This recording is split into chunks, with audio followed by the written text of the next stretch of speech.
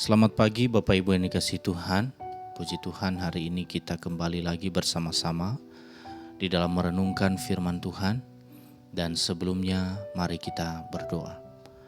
Kami mengucap syukur kepadamu ya Tuhan atas kebaikan-Mu dalam kehidupan kami, sehingga sampai pada pagi hari ini kami ada sebagaimana kami ada, semua karena anugerah Tuhan dalam kehidupan kami.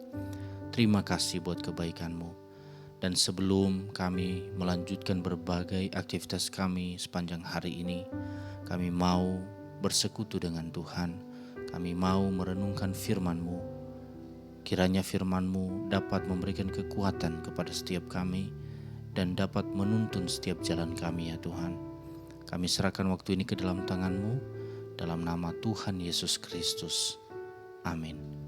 Bapak Ibu yang dikasihi Tuhan, tema perenungan kita pada pagi hari ini yaitu melupakan apa yang di belakang. Firman Tuhan terambil di dalam Filipi pasal 3 ayat 10 sampai ayat 15. Firman Tuhan berbunyi demikian. Yang ku kehendaki ialah mengenal Dia dan kuasa kebangkitannya dan persekutuan dalam penderitaannya, di mana aku menjadi serupa dengan Dia dalam kematiannya, supaya aku akhirnya beroleh kebangkitan dari antara orang mati. Bukan seolah-olah aku telah memperoleh hal ini atau telah sempurna, melainkan aku mengejarnya. Kalau aku dapat juga menangkapnya, karena aku pun telah ditangkap oleh Kristus Yesus. Saudara-saudara, aku sendiri tidak menganggap bahwa aku telah menangkapnya. Tetapi ini yang kulakukan, aku melupakan apa yang telah di belakangku dan mengerahkan diri kepada apa yang di hadapanku, dan berlari-lari kepada tujuan untuk memperoleh hadiah, yaitu panggilan surgawi dari Allah dalam Kristus Yesus. Karena itu marilah kita yang sempurna berpikir demikian. Dan jikalau lain pikiranmu tentang salah satu hal itu akan dinyatakan Allah juga kepadamu.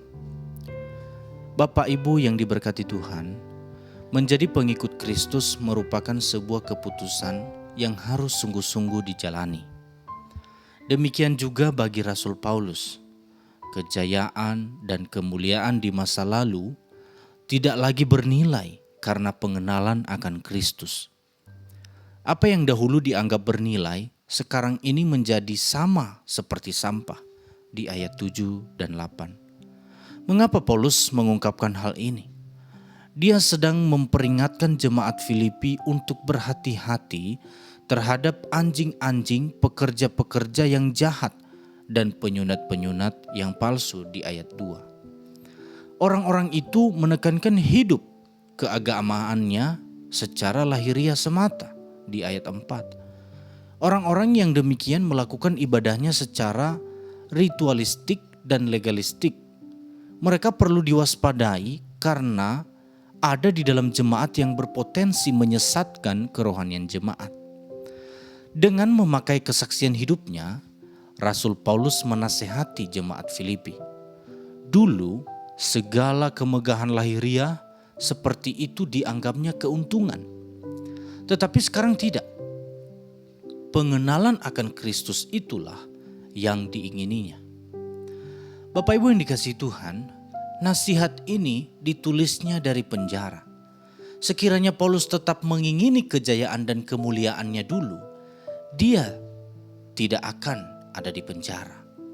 Paulus dengan tegas menyatakan imannya dan terus mengarahkan pandangannya ke depan, bahkan berlari untuk memperoleh hadiah, yaitu panggilan surgawi dari Allah dalam Kristus Yesus. Di ayat 14. Sikap Paulus ini tidak mudah untuk diteladani. Bagi kita yang berada dalam keadaan aman dan nyaman, mengikut Kristus adalah mudah. Akan tetapi kalau kita berada dalam keadaan seperti Paulus, tentu lain ceritanya.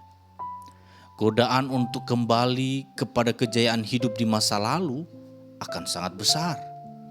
Ingat saja pengalaman bangsa Israel ketika keluar dari Mesir. dalam Bilangan pasal 11 ayat 4-6. Ketika merasa bosan, mereka dengan mudah merindukan kemakmuran di Mesir.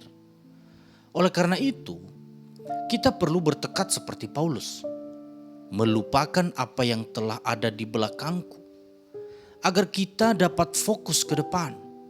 Sebagai pengikut-pengikut Kristus, seharusnya kita juga memiliki kesungguhan dalam iman.